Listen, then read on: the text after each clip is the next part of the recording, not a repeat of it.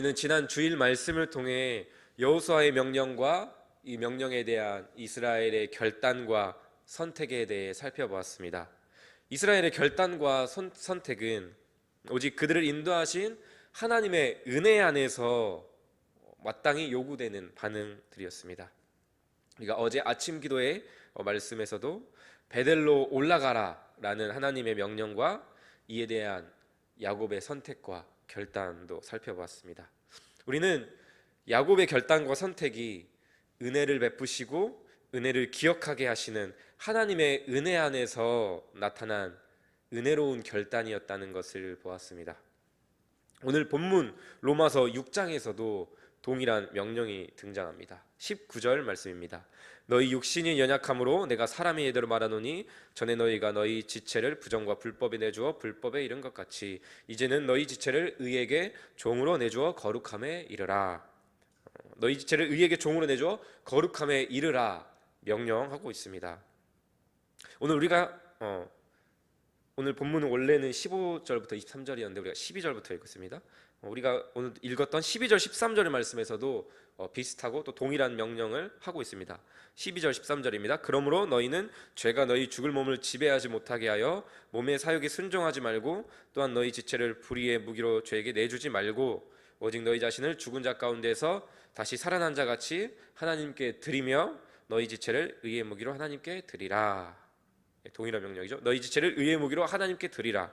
너희 지체를 의에게 종으로 내주어 거룩함에 이르라 명령하고 있습니다. 일단 우리는 질문을 해야겠죠. 우리는 사도 바울의 이 명령을 어떻게 받아들여야 할까요? 순종이라는 행위를 통해 구원에 이르라고 말씀하고 있는 것일까요? 너희는 죄의 종, 죄의 노예로 살든지 의의 종, 의의 노예로 살든지 너희가 선택하라, 그 상태를 너희가 선택하라 라고 말을 하고 있는 것일까요? 우리는 이 명령에 바르게 반응하기 위해서 먼저 사도 바울이 명령하고 있는 그리스도인들, 그들의 상태, 그들의 신분이 어떠한지에 대해서 먼저 주목하고 살펴볼 필요가 있습니다. 같은 6장의 1절부터 12절의 말씀이 그리스도 안에서 새로운 본성과 새 생명을 얻은 그리스도인에 대해서 잘 이야기하고 있습니다. 6장 2절과 11절에서는 그리스도인은 죄에 대하여 죽은 자다라는 것을 이야기를 하고 있고요. 3절에서 5절까지의 말씀은 그리스도인은 그리스도와 연합한 자이다 라고 이야기를 하고 있습니다. 죄에 대하여 죽었고 이제는 그리스도에 대하여 산 자, 죄에 대하여 죽고 그리스도와 이제는 연합한 자이다, 그것이 그리스도인이다 이야기를 하고 있습니다. 그리고 오늘 본문과 관련되어 가장 그리스도인의 신분과 상태를 잘 요약해서 설명해주고 있는 본문은 6절과 7절 말씀입니다. 6장 6절과 7절 말씀 우리 함께 읽겠습니다. 우리가 알거니와 우리의 옛사람이 예수와 함께 십자가에 못 박힌 것은 죄의 몸이 죽어 다시는 우리가 죄의 종노릇하지 아니하려 함이니 이는 죽은 자가 죄에서 벗어나 의롭다 하심을 얻었음이라. 아멘. 이와 비슷한 구절이 우리가 갈라디아서 2장 20절의 말씀을 떠올릴 수가 있겠습니다. 내가 그리스도와 함께 십자가에 못 박혔나니 그런즉 이제는 내가 사는 것이 아니요 오직 내 안에 그리스도께서 사시는 것이라. 우리가 너무나도 이 구절을 잘 알고 있죠. 그러나 우리가 이 구절을 정말 바르게 이해하고 적용하고 암기하고 있을까요? 그리스도인의 옛사람은 이미 그리스도와 함께 십자가에 못 박혔다라고 이야기를 하고 있습니다.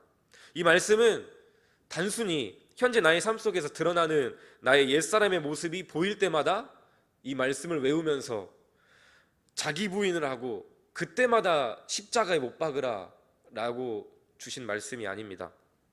그렇다면 어떤 말씀입니까? 성경이 분명하게 말씀하고 있는 것은 우리의 옛사람은 이미 그리스도와 함께 십자가에서 영 단번에 못 박혔다 말씀합니다. 새 사람을 입은 그리스도인은 더 이상 옛 사람이 아니라는 것입니다.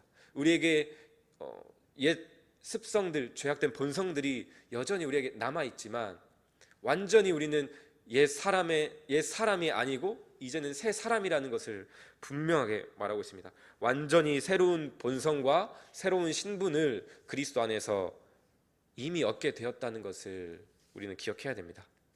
이 사실을 이해하는 것이 매우 중요합니다. 왜냐하면 우리의 상태를 우리가 아느냐 그렇지 못하느냐에 따라서 우리의 믿음이 정말 천차만별로 흔들리거나 확신하거나 다르기 때문입니다. 그리스도인은 옛사람이 죽어 죄의 노예 상태에서 이미 벗어나서 의롭다 하심을 얻고 그리스도 안에서 새 사람이 된 자들입니다.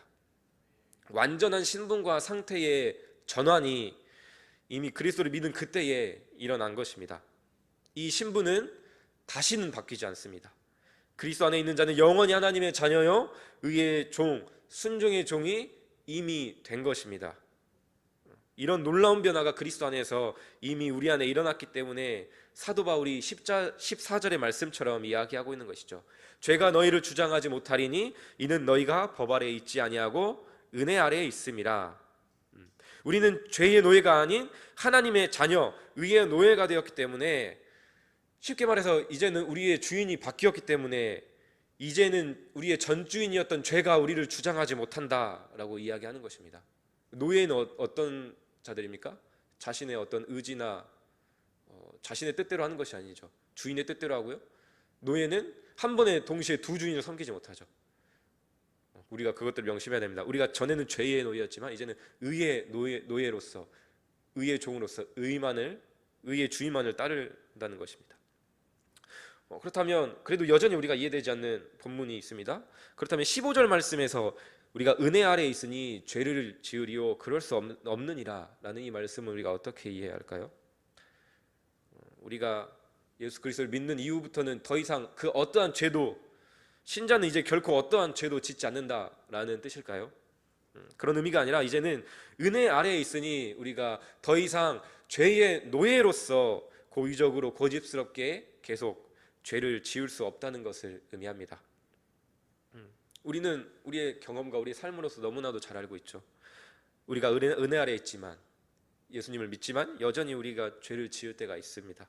하지만 분명한 것은 우리가 죄의 노예에 있을 때처럼, 죄의 노예였을 때처럼 죄를 짓지는 않는다는 것입니다. 하나님의 자녀인 우리는 죄를 지으면 그것들로 인해서 즐거움이 넘쳐나고 막 더 그 죄를 추구하는 것이 아니라 우리는 어떻습니까? 죄를 내가 원해서 지었지만 또 동시에 우리는 의의 종이기 때문에 심령이 상하고 하나님 앞에서 부끄러움을 느끼고 수치를 느끼고 죄의 용서를 구합니다. 우리가 이런 고백들, 우리가 회개를 하는 이유는 우리가 죄에 속해 있지 않기 때문입니다. 놀라운 차이가 있습니다. 죄의 노예는 죄를 부끄러워하지 않습니다. 죄를 즐거워하고요, 더욱 탐욕스럽게 찾죠. 하지만 의의 노예인 우리는 주인인 의의 주인을 따라야 되는데 그렇지 못했다라고 하는 부끄러움과 수치와 두려움이 있기 때문에 용서를 구하고 하나님을 찾게 되는 것이죠. 이것들을 우리가 명심해야 됩니다. 우리가 예수님을 믿으면서도 죄를 짓는 나의 모습에 너무나도 자책하고 절망하고 정죄감에 빠질 때가 있는데요, 그런 마음조차도 신자들만 누릴 수 있는 특권이라는 사실을 기억하시기 바랍니다. 하나님 앞에서 범죄함으로 인해 수치를 느끼고 죄책감을 느끼는 것은 오직 신자만 하는 일입니다. 믿지 않으면 죄를 지었다고 하나님 앞에서 부끄러워하거나 그런 고백들도 할 수 없는 것이죠.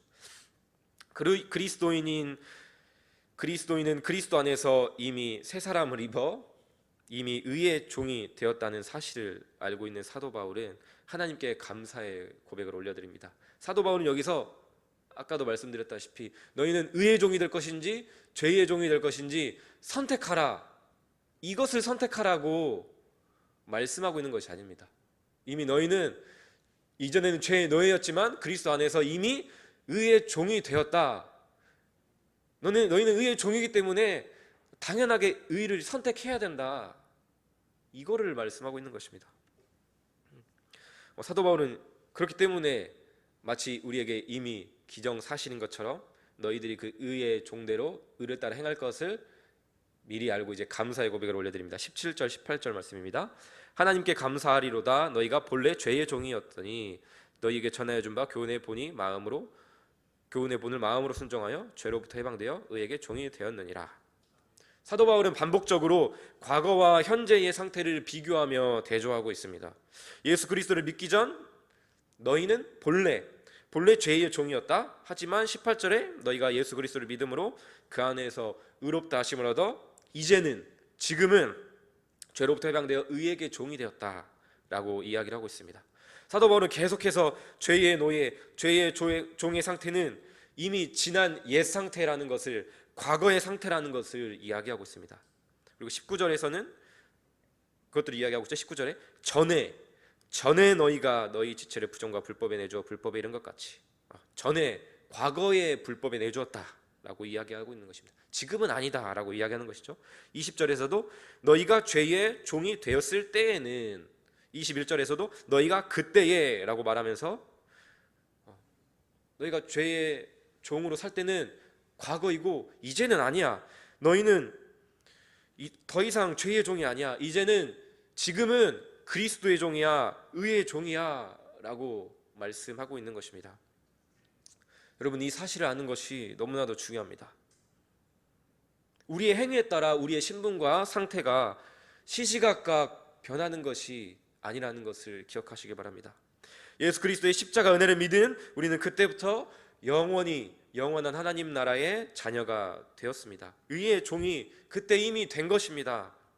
내가 예수님을 믿은 후에 죄를 지으면 다시 마귀의 자녀가 되었다가 회개하면 다시 하나님의 자녀가 되고, 내가 죄를 지었을 때는 죄의 노예가 되고, 하나님의 뜻을 따라 믿음으로 나아갈 때만 의의 종이 되는 것이 아니라고 한다는 것입니다.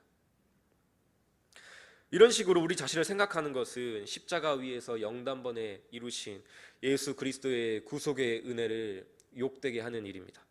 내 수준으로 하나님의 사랑을 끌어내리고 낮추는 일입니다. 우리는 넘어져도 하나님의 자녀입니다. 오늘 낙심해도 여전히 우리는 의의 종입니다. 왜냐하면 내가 아니라 예수님께서 우리를 구원하셨기 때문입니다. 오늘 시편 기도 본문인 시편 119편 142편에서도 고백하는 것처럼 우리 주의 의는 영원한 의이기 때문입니다. 우리처럼 우리의 감정에 따라, 우리의 모습에 따라 변하는 것이 아니라 영원한 의이기 때문입니다. 이제 예수 그리스도 안에서 오직 은혜로 이미 변화된 우리의 신분과 상태에 대해서 상기하셨습니까? 그렇다면 이제 우리는 오늘 사도의 명령을 받을 준비가 되었습니다.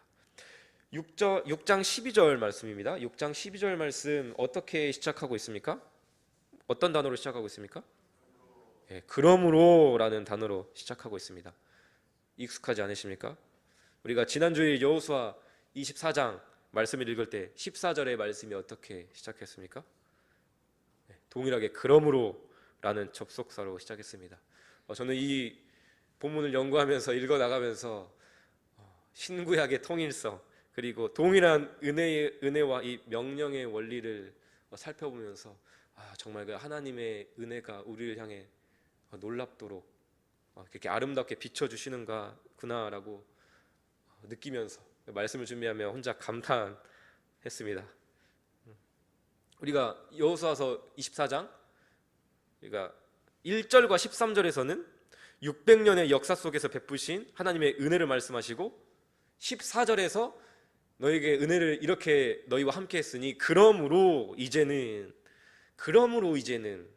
여호와를 경외하며 온전함과 진실함으로 그를 섬기라 명령을 주셨다는 것을 기억합니다. 오늘 로마서 6장의 구절도 마찬가지입니다.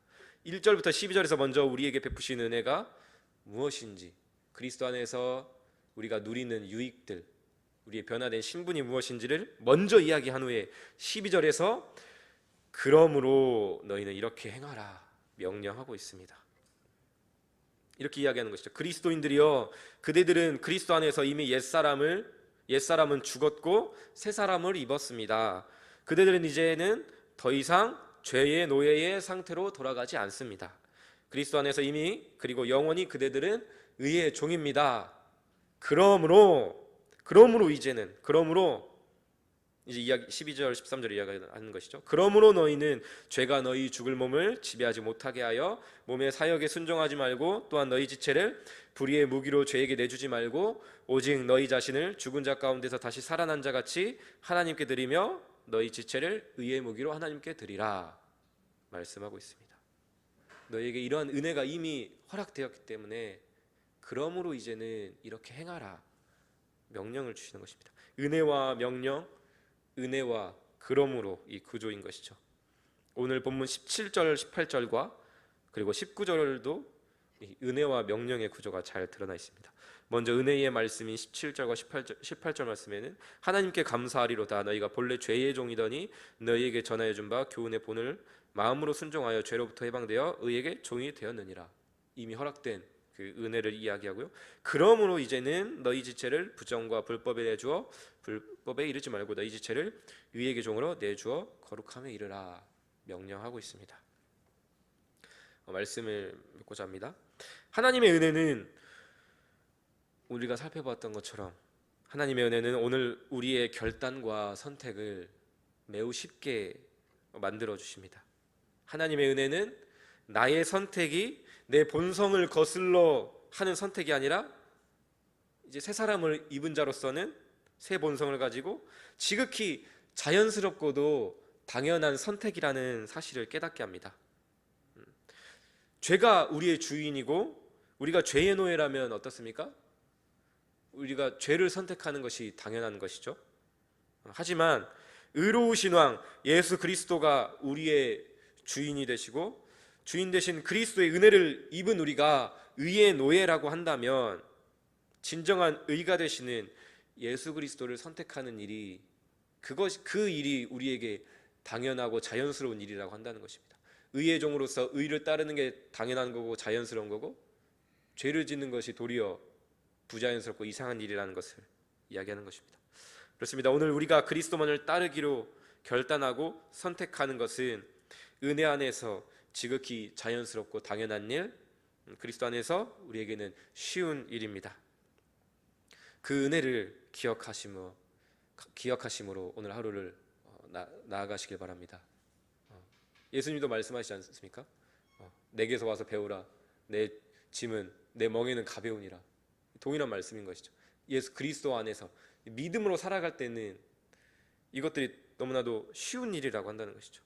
그 은혜를 기억함으로 오늘도 삶의 수많은 선택의 순간 앞에서 그리스도의 방식을 당연하게 선택하는 저와 여러분이 되기를 주님의 이름으로 축복합니다.